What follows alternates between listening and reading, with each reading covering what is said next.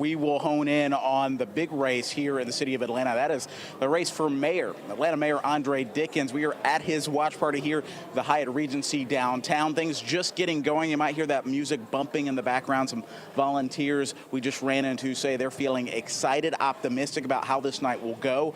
Of course, Dickens is projected to win pretty handily tonight. We'll see if the results actually corroborate those expectations from the Dickens campaign here. But you can see behind me this spread here.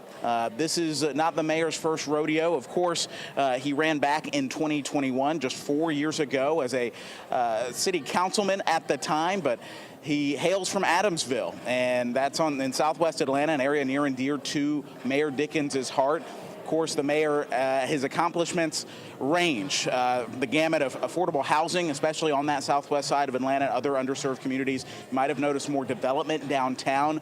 That is due in part to Mayor Andre Dickens and his commitment to try and get 20,000 units of affordable housing, but also ahead of the World Cup, which Atlanta is set to host next year. The mayor is also going to face his fair share of challengers tonight. 3 of them. Helmut Domagowski is a Republican, the only Republican in this race that is technically nonpartisan, but Domagowski says he plans to bring a loving type of conservatism to the mayor's office, wants to expand those relationships, not just from City Hall, but all the way to Washington, D.C. and the White House. You have Kalima Jackson as well, a former Atlanta police officer, served 13 years on the force. He wants to invest more in law enforcement, hire more officers, and commit to bolstering public safety.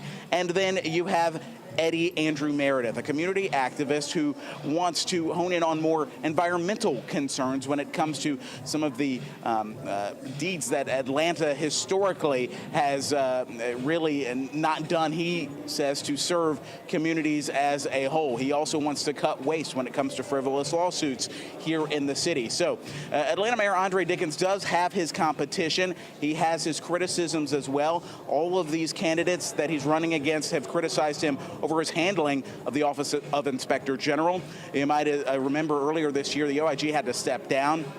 Also, Dickens receiving flack for how he handled the construction of the Atlanta Public Safety Training Center, getting all of the feedback and making informed decisions, as well as the transparency. There are some questions there when it comes to his detractors. We'll see how it all turns out tonight. Coming up a little bit later, we will tell you more about some of those other key races, including for Atlanta City Council President. Back to you all.